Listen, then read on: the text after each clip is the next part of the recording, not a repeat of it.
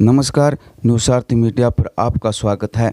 झुंझुनू जिले का एकमात्र तीर्थ स्थल लोहारगढ़, जहां लाखों श्रद्धालु स्नान करने पहुंचते हैं। सावन के पूरे महीने में कांवड़ियों की भीड़ रहती है। हम धार्मिक स्थान और पूजा पाठ के खिलाफ नहीं हैं। जिन लोगों की आस्था भगवान के प्रति जुड़ी है वो शिव भक्त लोहारगढ़ सूर्यकुंड से पवित्र जल भरकर अपने उचित स्थान पर लौट जाते हैं। परंतु जो युवक पिकनिक के तौर पर लोहारगढ़ आते हैं, उनको अपनी आंखों से देख लेंगे तो कोई किसी पुलिस या नेताओं पर कमेंट नहीं करेगा।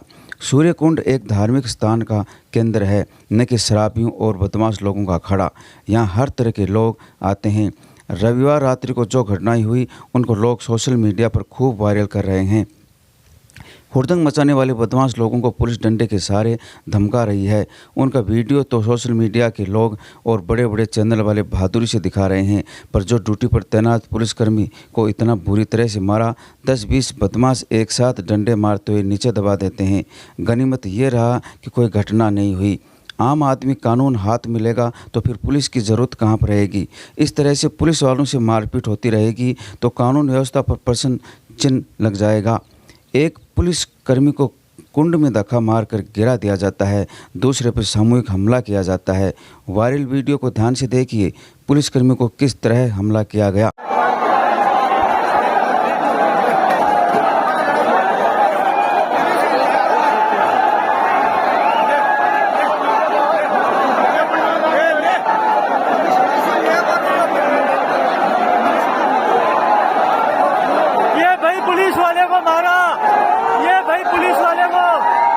ड्यूटी कर रहे जिस पुलिस जवान पर हमला हुआ, उनकी आंखों के सामने उनकी पीड़ा को सुन लीजिए, क्या कहता है। रविवार लगभग रात 11 बजे महिलाएं आई 10 के लगभग, और जो कावड़िए थे उन्होंने पूरे कुंड को घेर रखा था। और जो महिलाएं आई, जब वो और किल के और तेज़ आवाज़ शुरू कर दी उन्होंने, तो हमने अनाउंस किया कि ये महिलाओं की साइड खाली कर दो, आप उधर उस तरफ चले जाओ एक साइड। तो ऐसा करने पर वो नहीं माने, बार बार समझाइश की, बार बार अनाउंस किया, नहीं माने। तो थोड़ा बहुत हमने धकेलने की कोशिश की, फिर वो हो गए, फिर हमारे ऊपर हावी हो गए वो, और मेरे साथ मारपीट की। कितने लोग थे, कैसे मारपीट की वो उन्होंने? पूरा कुंड भर रखा था। तो वो कैसे, क्या कोई हथियार थे, कोई सरिये थे या कोई? लकड़ी डंडों से मारपीट की है। तो एक हवलदार जी हैं, उनको भी पानी में धकेला गया, उसके मोबाइल वगैरह सब। महामदन जी को वो वहीं से शुरुआत हो गई, वो उनको उधर उस तरफ धकेल रहे थे, तो मदन जी को पानी में गिरा दिया उन्होंने। तो कैसा ये माहौल क्यों बना, ऐसा कैसे बना? नशे प्रवृत्ति के लोग थे, आधे से ज़्यादा नशे में थे, तो फिर वो माहौल ऐसा बन गया। कितने पुलिस जाब्ता कम था, 4-5 लोग ही थे हम। तो वो तो लाइट वाइट का सुविधा थी? लाइट पहले 1.5 घंटा गई हुई थी, उसके बाद आई जब हमने उनको उस साइड तरफ करना शुरू किया था कि इधर महिलाओं के लिए जगह छोड़ दो, उस तरफ चले जाओ। कितने बजे अचानक भीड़ बढ़ी? भीड़ तो लगभग पहले से ही थी, 9 साढ़े 9 बजे से भीड़ लगातार थी। बीच में लाइट गई, तो लाइट गई नहीं थी तब तक हमने महिलाओं को एक साइड करे रखा कि आप इधर, आप बाद में नाना। कितनी महिलाएं थी? 8-10 की संख्या में थी महिलाएं। तो क्या वो स्थानीय थी या वो भी बाहर की थी, कावड़ लेने आई थी? हाँ, कावड़ का सिस्टम ही था उनका ये। तो हमें अच्छा, कितने बजे की घटना है रात को? ये 11 बजे के लगभग की घटना है। फिर आपने इस क्या संज्ञान लिया उन जो शरारती लोग थे? उनको बार बार समझाइश की, अनाउंस किया, माइक पे भी अनाउंस किया कि आप इधर महिलाओं की साइड छोड़ दें, आप अपनी तरफ उस साइड चले जाएं, और जो लगातार यहाँ हुल्लड़ मत कीजिए, आप नालियाँ हैं वो बाहर निकल जाएं। पर वो लगातार इस चीज़ से बाज नहीं आ रहे थे, तो हमने उनको धकेलने का प्रयास किया और हमारे साथी मदन जी को कुंड में धकेल दिया। उसके बाद में हमने अभी क्या है, आप उनको पहचानते हैं मारपीट के? उस भीड़ में पता नहीं चला साहब, भीड़ में पता नहीं चला। घायल हुए 5 थे हम, जो मदन जी को पानी में धकेल दिया, और चोटें मेरे ही आई हैं। हाँ, 4-5 लोग थे। गाँव के लिए बिल्कुल अलग से ही उसमें पोर्शन ही अलग बनाना चाहिए, बीच में दीवार टाइप या वो रस्से को तो कुछ समझते नहीं है। और लाइट भी प्रॉपर नहीं थी, 1-1.5 घंटे से लाइट आई थी, तो उस वजह से भी वो पूरे इनका मेडिकल होना चाहिए, इनकी कार्रवाई तो होनी चाहिए। पर लोहारगढ़ धाम के सूर्यकुंड पर रविवार रात्रि को हुई घटना से पुलिस प्रशासन और सूर्यकुंड पर पवित्र स्नान के लिए जाने वाले भक्तों की प्रतिष्ठा पर प्रश्न चिन्ह लग गया है। सूर्यकुंड के चारों ओर लगे सीसीटीवी कैमरे के फुटेज देखने पर पता चला कि घटना का दूसरा पहलू भी है। फुटेज में स्पष्ट दिखाई दे रहा है कि गौमुख के पास महिलाएं कावड़ पत्र में जल भर रही थी। इस दौरान महिलाओं की तरफ आ रहे शरारती तत्वों को पुलिस जवानों ने टोका और दूसरी तरफ जाने के लिए कहा।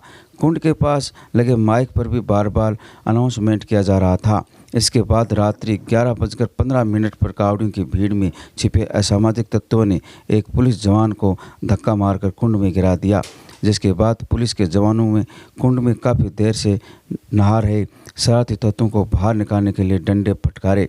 इसके बाद 11:20 पर इन शरारती लोगों ने मिलकर पुलिस जवान को जमकर पीटा। कुंड पर हुड़दंग बढ़ता देख कावड़िए भी जल लेकर निकल लिए। हुड़दंग करने वाले शरारती लोग भी लाइट नहीं होने की वजह से अंधेरे का फायदा उठाकर भाग गए। मामले में गोठड़ा थाने के प्रकरण भी दर्ज हुआ है। साफ तौर पर दिख रहा है कि इलाके में खाकी का रौब और डर नहीं है। रास्तों में दिन भर सैकड़ों डीजे तेज आवाज़ में बिना किसी कारण बजाते दौड़ते रहे हैं। कभी उन पर कार्रवाई नहीं की गई। शराब पिए और बोतलों को हवा में उछालते हुए असामाजिक तत्वों के लोग पिकअप गाड़ियों में मात्रा से अधिक युवक भरकर लोहारगढ़ आते हैं। पुलिस ने एक भी गाड़ी का चालान नहीं किया। जब तक इलाके में पुलिस का रौब नहीं होगा, युवक ऐसे ही हुड़दंग करते रहेंगे। लोहारगढ़ कुंड में जो लोग पूजा अर्चना करने वाले और दुकान चलाने वाले लोग भी कम दोषी नहीं हैं। प्रशासन पर तो अंगुली उठाना आसान है, मगर कानून का पालन करना वहाँ की लोकल जनता की खास जिम्मेदारी है। कुंड के आसपास दर्जनों मंदिर हैं तथा रास्ते के दोनों ओर सैकड़ों दुकानें संचालित होती हैं। कुंड के दोनों 200 मीटर पहले ही दुकानों का भारी अतिक्रमण और फिर कुंड पर प्रसाद की दुकानें लगाकर कब्जा करने वाले लोग भी जिम्मेदार हैं। ग्राम पंचायत की उदासीनता के चलते अतिक्रमण नहीं हटाया जाता, जिसके चलते इनके हौसले बुलंद बन जाते हैं। यही नहीं, कुंड में गौमुख के आसपास पंडित पुजारियों द्वारा स्नान करने वाले लोगों को टॉर्चर कर उन्हें लूटने का कारोबार भी बड़ा फल फूल रहा है, जिसके चलते फालतू की भीड़ जमा करवा दी जाती है। मंदिर में महीने का लाखों का चढ़ावा आता है, सैकड़ों दुकानों में कारोबार किया जाता है। वो सब पैसा आम जनता के माध्यम से आता है, मगर न तो ग्राम पंचायत और न ही पंडित पुजारियों द्वारा कुंड तथा आसपास के रास्तों में सफाई करवाई जाती है।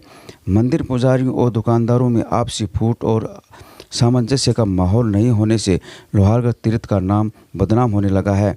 पिछले साल भी हरियाली अमावस्या को भगदड़ जैसा माहौल पैदा हो गया था। रविवार को भी फिर धार्मिक स्थल पर आपराधिक घटना का रूप दिया गया। ग्राम पंचायत और मंदिर के पुजारियों को मिलकर साफ सुथरा माहौल तैयार करना होगा। कुंड परिसर में खुद और बाहर के लोगों के लिए सख्त रवैया होना चाहिए। लोहारगढ़ में बार बार घटनाएं जन्म लेना प्रशासन की ओर काफ़ी कमजोरी और लापरवाही सामने आ रही है। जब घटनाएं होती हैं तो जिले के जिम्मेदार अधिकारी जायजा लेने पहुंच जाते हैं। सावन महीना लगने से पहले ही भीड़ का अंदाज़ा पुलिस को नहीं होता, मगर पुलिस अधिकारियों को मालूम होना चाहिए कि ये तीर्थ स्थल है, आए दिन भीड़ बढ़ती रहती है। रविवार की घटना ने सबक लेना चाहिए। अगर समय रहते पुलिस और प्रशासन गंभीरता से नहीं लिया तो एक दिन बड़ा हादसा होता देर नहीं लगेगी।